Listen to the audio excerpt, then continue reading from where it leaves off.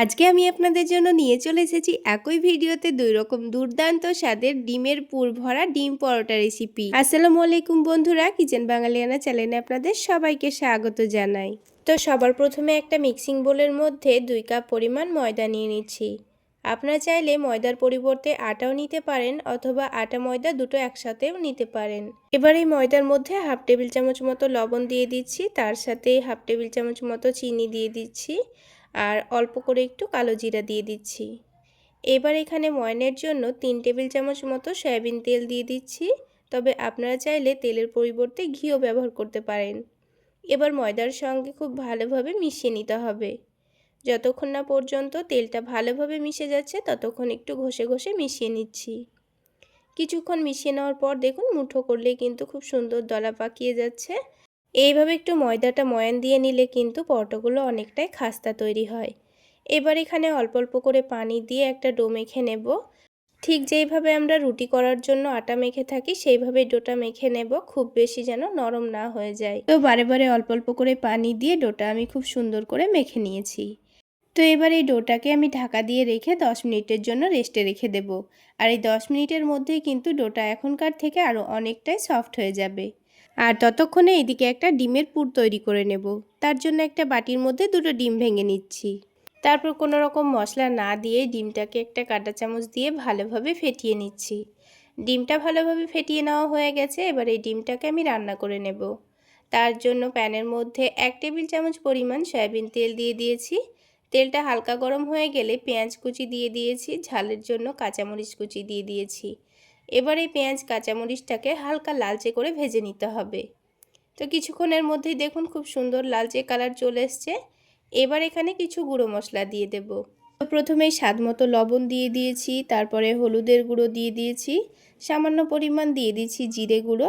এবার 1 টেবিল চামচ পরিমাণ টমেটো সস দিয়ে দিচ্ছি। দিয়ে মশলাটাকে ভালোভাবে মিশিয়ে নেব। মশলাটা মিশিয়ে নেওয়া হয়ে গেছে। এবার এখানে ফেটিয়ে রাখা ডিমটা দিয়ে দিলাম।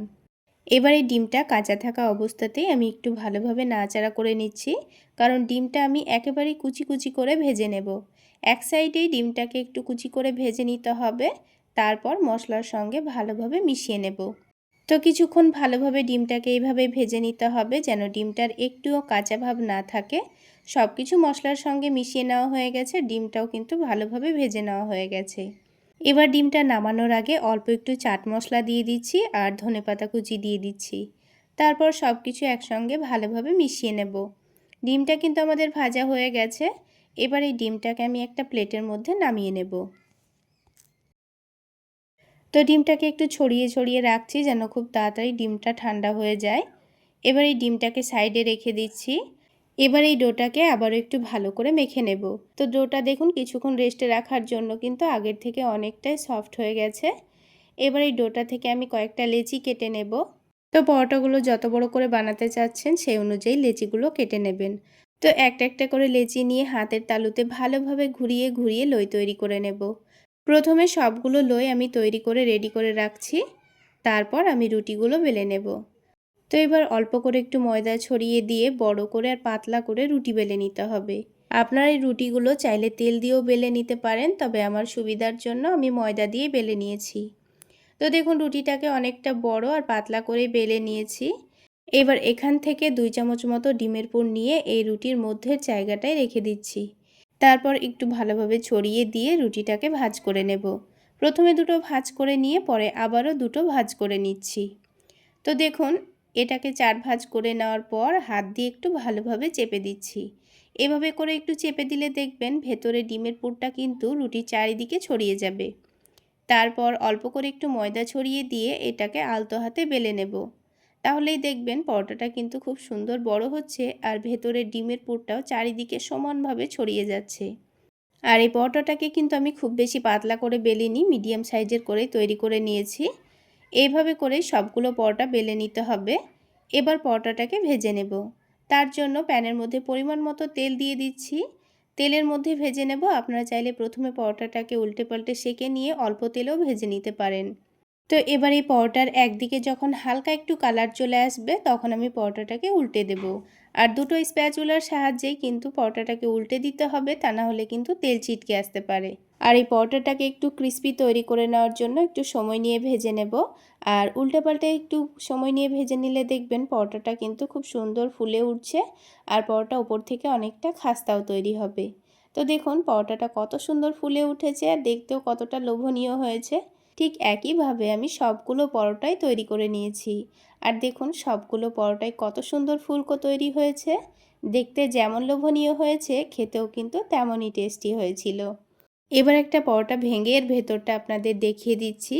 দেখলেই বুঝতে পারবেন চারিদিকে কত সুন্দর পুর ছড়িয়ে আছে। তো একটা ছুরি দিয়েই কিন্তু আমি কেটে দেখাচ্ছি।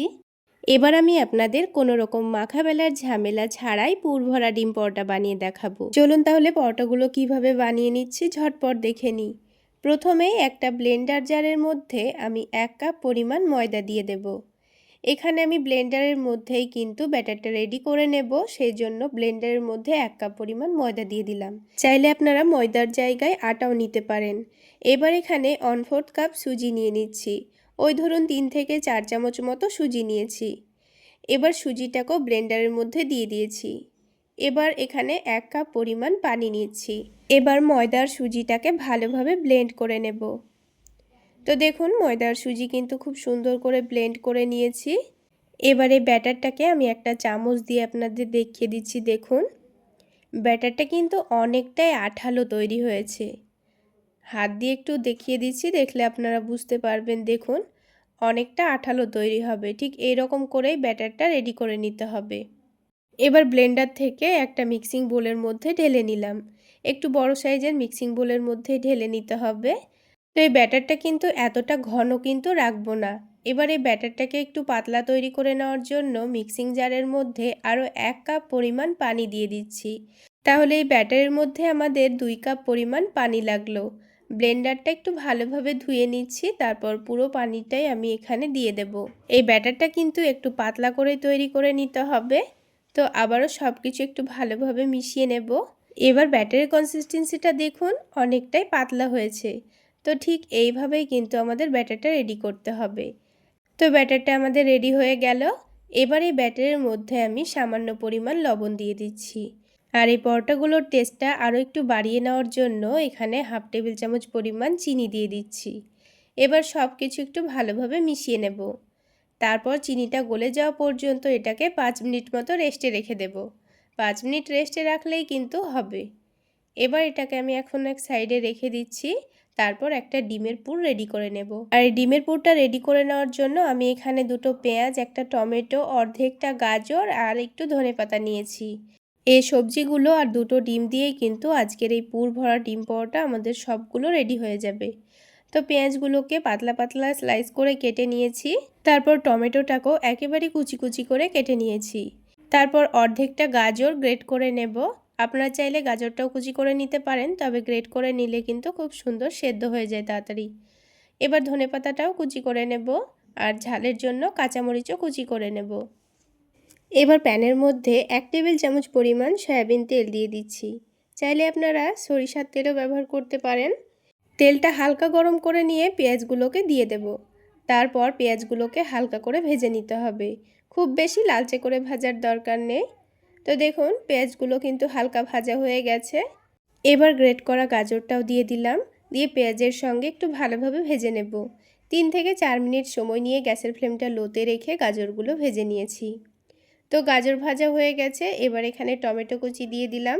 টমেটোর সাথে সাথেই ঝালের জন্য কাঁচামরিচ কুচিও দিয়েছি, তার সাথে স্বাদ মতো লবণ দিয়ে দিয়েছি। এবার সব কিছু আবার একটু ভালোভাবে ভেজে নেব। কিছুক্ষণ ভালোভাবে নাড়াচাড়া করে টমেটোটা গলে যাওয়া পর্যন্ত ভেজে নিয়েছি। তারপর একটু সাইডে সরিয়ে রেখে মধ্যের জায়গাটায় অল্প একটু তেল দিয়ে দিয়েছি।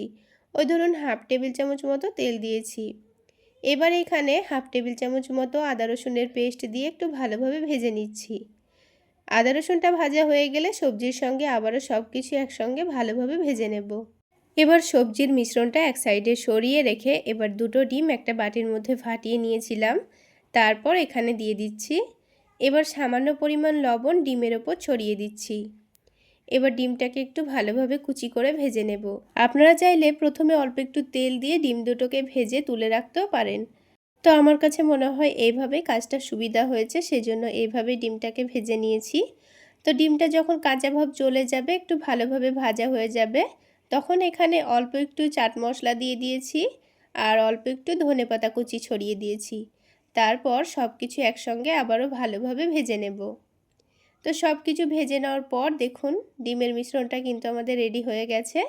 এবার চাইলে এটাকে আপনারা নামিয়েও নিতে পারেন। তো এর টেস্টটা একটু বাড়িয়ে নেওয়ার জন্য আমি সামান্য পরিমাণ চিনি আর অল্প একটু সয়া সস দিয়ে দিচ্ছি। এটা সম্পূর্ণ অপশনাল, আপনারা চাইলে বাদ দিতেও পারেন। এবার আবারও সব কিছু একসঙ্গে ভালোভাবে মিশিয়ে নিয়েছি। এবার এই মিশ্রণটাকে নামিয়ে ঠান্ডা হওয়ার জন্য রেখে দেব। তো একটা বাটির মধ্যে ডিমের মিশ্রণটা পুরোটা নামিয়ে নিয়েছি। এখন এটাকে সাইডে রেখে দেব। এবার এই ব্যাটারটা দেখুন 5 মিনিট রেস্টে রাখার পর কিন্তু আগের থেকে হালকা একটু ঘন হয়ে গেছে। তো এবারে মিশ্রণটাকে আবার একটু নাড়াচাড়া করে নিয়েছি। এবার পরোটাগুলো ভেজে নেওয়ার জন্য প্যানের মধ্যে সামান্য পরিমাণ তেল দিয়েছি। আমি এখানে হাফ টেবিল চামচ পরিমাণ তেল দিয়ে প্যানের চারিদিকটা একটু ভালোভাবে মুছে নিয়েছি। তারপর এই ব্যাটারটা 2 চামচ মতো দিয়ে দেব। তারপর প্যানের হাতলটা ধরে গোল করে একটু ভালোভাবে ঘুরিয়ে দেব। তাহলে গোল একটা পরোটার শেপ দেওয়া হয়ে যাবে। আর পাতলা করেই কিন্তু ব্যাটারটা ছড়িয়ে দিতে হবে। আর কিছুক্ষণের মধ্যেই দেখবেন ওপরের দিকটা কিন্তু খুব সুন্দরভাবে হয়ে গেছে আর চারিদিকটাও খুব সুন্দরভাবে ছেড়ে দিয়েছে। এবার এটাকে তুলে নিতে হবে আর হালকা করেই কিন্তু এখন সেঁকে রাখবো, কারণ পরে আমি এগুলোকে ভেজে নেব। তো দেখুন একটা রুটি কিন্তু আমাদের তৈরি করা হয়ে গেছে। এবার এটাকে একটা ফুটো ফুটো থালার ওপর রেখে দেব, তাহলে রুটিটা ঘেমে গিয়ে ভিজে যাবে না। তো এইভাবে করে সবগুলো রুটি প্রথমে তৈরি করে নিতে হবে। তো দেখুন আরও একটা আমি আপনাদের তৈরি করে দেখিয়ে দিচ্ছি। আবারও ঠিক একইভাবে 2 চামচ ব্যাটার দিয়ে প্যানের হাতলটা ধরে একটু দুলিয়ে দেব, তাহলে খুব সহজে কিন্তু এটা গোল হয়ে যাবে। তারপর উপরের দিকটা হয়ে আসলে উল্টে দিয়েছি। হালকা করেই কিন্তু রুটিটাকে সেঁকে তুলে রাখতে হবে, কারণ এটা আমি পরে ভেজে নেব। তো দেখুন আরও একটি রুটি কিন্তু আমাদের তৈরি করা হয়ে গেল। খুবই অল্প সময়ের মধ্যেই কিন্তু রুটিগুলো তৈরি করা হয়ে যায়। আর এই রুটিগুলো কিন্তু একটার পর একটা রেখে দিলেও কিন্তু লেগে যাবে না, ঠান্ডা হয়ে গেলে কিন্তু খুব সহজেই ছেড়ে দিবে। তো সবগুলো রুটি প্রথমে আমার সেঁকে নেওয়া হয়ে গেছে। আর আরও একটু ব্যাটার ছিল, সেটা আমাদের কাজে লাগবে, সেজন্য রেখে দিয়েছি। তো দেখুন ঠান্ডা হয়ে গিয়েছে আর কিন্তু একটার পর একটা লেগে যাচ্ছে না। এখন আমি আপনাদের পরোটাগুলো তৈরি করে দেখিয়ে দিচ্ছি। তো রুটিটাকে একটা প্লেটের মধ্যে নিয়ে বা রুটির চারিদিকে ময়দার ব্যাটারটা অল্প করে লাগিয়ে দেব। রুটির চারিদিকে গোল করেই কিন্তু ময়দার ব্যাটারটা লাগিয়ে দিতে হবে। এবার ডিমের মিশ্রণটা মধ্যেখানে পরিমাণ মতো দিয়ে দেব। আপনাদের পছন্দ মতো কমিয়ে বাড়িয়ে পুরটা দিয়ে দেবেন। এবার পরোটাটাকে চৌকো শেপে ভাঁজ করে নেব। আর ময়দা দেওয়ার জন্য কিন্তু খুব সহজেই পরোটাটা সেটে যাবে। তো দেখুন আলতো হাতে একটু চাপ দিলেই দেখবেন খুব সহজেই কিন্তু পরোটাটা সেটে যাবে। তো দেখুন একটা ডিমের পকেট কিন্তু রেডি। সবগুলো প্রথমে রেডি করে নিতে হবে, তাহলে পরোটাগুলো ভাজতে খুবই সুবিধা হবে। তো আমি আপনাদের আরও একটি তৈরি করে দেখিয়ে দিচ্ছি। তাহলে বন্ধুরা আজকের এই পরোটা রেসিপি যদি আপনাদের ভালো লেগে থাকে তাহলে অবশ্যই একটা লাইক শেয়ার করে দেবেন। আর আমার এই সহজ রেসিপিগুলো যদি ইউটিউব চ্যানেল থেকে দেখে থাকেন চ্যানেলটি সাবস্ক্রাইব করে দেবেন, আর ফেসবুক পেজ থেকে দেখে থাকলে পেজটি ফলো করে দেবেন। তো দেখুন আরও একটি কিন্তু খুবই অল্প সময়ের মধ্যে তৈরি করা হয়ে গেল। আর বন্ধুরা এই পরোটাগুলো তৈরি করতে কিন্তু খুব বেশি সময় লাগে না, খুব অল্প সময়ের মধ্যে আর খুব অল্প তেলেই আপনারা তৈরি করে নিতে পারবেন। সবগুলো কিন্তু রেডি করা হয়ে গেছে। এবার এগুলোকে ভেজে নেব। তো সেই জন্য প্যানের মধ্যে কিন্তু অল্প পরিমাণে তেল দিয়ে দিচ্ছি। তারপর একটা একটা করে পরোটাগুলো তেলের মধ্যে দিয়ে দেব। তেলটা কিন্তু অতিরিক্ত গরম করা যাবে না, হালকা গরম তেলের মধ্যেই কিন্তু পরোটাগুলো ভেজে নিতে হবে। এবারে পরোটার একদিকটা হয়ে আসলে উল্টে দিয়েছি। হালকা একটু কালার চলে আসলেই কিন্তু পরোটাগুলো তুলে নেব। তো দুই দিকটা হালকা করে ভেজে নেব। অপর দিকটাও দেখুন খুব সুন্দর কালার চলে এসছে। বাকি পরোটাগুলো উল্টে দেব। উল্টে পাল্টে হালকা করে সেঁকে নিলেই কিন্তু হয়ে যাবে। তো দেখুন বন্ধুরা আমার 3টে পরোটা কিন্তু এখন তৈরি করা হয়ে গেছে। এবার এগুলোকে তুলে নেব আর বাকি পরোটাগুলো ঠিক একইভাবে সেঁকে তুলে নেব। তো বন্ধুরা দেখুন সবগুলো পরোটাই কিন্তু আমার তৈরি করা হয়ে গেছে। এবার একটা পরোটা আমি আপনাদের ভেঙে এর ভেতরটা দেখিয়ে দিচ্ছি। এই পরোটাগুলো সারাদিন রেখে দিলেও কিন্তু একটুও শক্ত হবে না, একেবারে নরম তুলতুলে সফট। তাহলে বন্ধুরা আজকে এই পর্যন্তই। সকলে অনেক বেশি ভালো থাকবেন, সুস্থ থাকবেন।